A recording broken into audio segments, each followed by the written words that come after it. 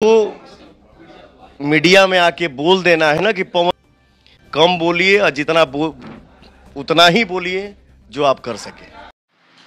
भोजपुरी के power star Pawan Singh जब से उन्होंने मराठी भाषा पर बयान दिया है कि मराठी महाराष्ट्र में क्यों नहीं बोला जाए, हिंदी क्यों नहीं महाराष्ट्र में बोला जाए, और महाराष्ट्र किसी के बाप का नहीं है जो कोई हिंदी बोलने से महाराष्ट्र में रोक सकता है। इसलिए कि भारत विविधताओं में एकता वाला देश है। भारत में अनेक सारी भाषाएं हैं, 400 भाषाएं जहां बोली जाती है, 1600 बोली जहां बोली जाती है। उस देश में अगर कोई भाषा को लेकर अगर उल्टा सीधा बयान दे, भाषा को लेकर किसी को पीटे, किसी बिहारी मजदूर या यूपी के मजदूर को पीट दे, तो समझिए कि वो इंसान नहीं है। वो सिर्फ और सिर्फ भारत को फिर से 2 टुकड़ों में बांटना चाहता है, भारत को तोड़ना चाहता है। तो राज ठाकरे मनसे के गुंडों ने जिस तरह से मजदूरों की पिटाई की है, बड़े बड़े लोगों को नहीं पीटता है। शाहरुख, सलमान खान जो हिंदी बोलते हैं उनको ये लोग नहीं छू सकते हैं। बड़े बड़े नेता नरेंद्र मोदी हिंदी बोलते हैं तो ये लोग इनको नहीं कुछ कर सकते हैं। लेकिन जो गरीब मजदूर तबके के लोग हैं, जो बिहार यूपी से कमाने जाते हैं, सिर्फ उन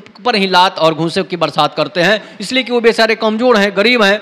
और इसके सपोर्ट में एक जाहिल जिहादी मानसिकता वाला बाबा खान, जिसका नाम बाबा खान रखा गया, हालांकि वो जो है वो जिहादी है, आतंकवादी है, लेकिन उसे बाबा खान नाम दिया गया है। और वो पवन सिंह को धमका रहा है। पवन सिंह जब से कह दिए हैं कि हम मुंबई में आएंगे और हिंदी ही बोलेंगे, हमें चाहे उद्धव ठाकरे हो या चाहे राज ठाकरे हो, कोई ठाकरे हो हमें नहीं रोक सकता है। इसलिए कि मैं क्षत्रिय समाज से आता हूं और हमारे मराठी भाई जो हैं वो क्षत्रिय समाज से आते हैं। बल्कि बाल ठाकरे के पुत्र उद्धव ठाकरे और राज ठाकरे जो हैं ये भतीजे हैं। ये लोग तो मराठी समुदाय से आते भी नहीं है, ये लोगों का रिश्ता भी बिहार से जुड़ा हुआ है। तो ये लोग घनानंद के डर से, इनके पूर्वज जो है मुंबई भाग कर रह गए और वहाँ पर वैष्णव बन गए थे, तो उनको ठाकरे नाम दे दिया गया। इसके बाद अब उसका जब से पवन सिंह ऐलान कर दिया है, ये बाबा खान बार बार बड़बड़ा रहा है। लॉरेंस बिश्नोई पर भी ये बोल रहा था तो लॉरेंस बिश्नोई ने इसे सीधा कर दिया। उसके बाद से ये अब लॉरेंस बिश्नोई गैंग पर कोई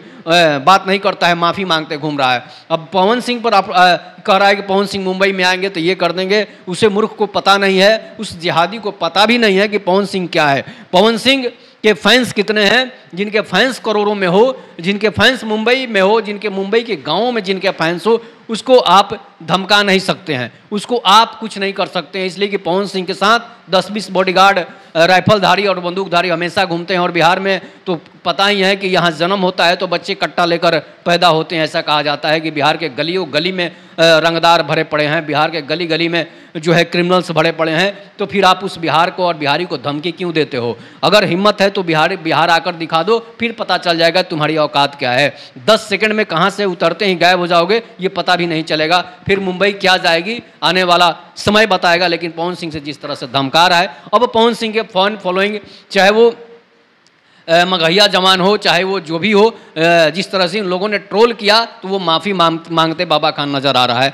तो पवन सिंह के फैंस की ताकत देखिए कि बाबा खान जैसे जिहादी मानसिकता वाले लोगों को जो है उसने माफ़ी तक मंगवा दिया। तो इस तरह के बयान देकर, घटिया बयान देकर आप क्या साबित करना चाहते हैं? इस तरह के बयानों से बचिए।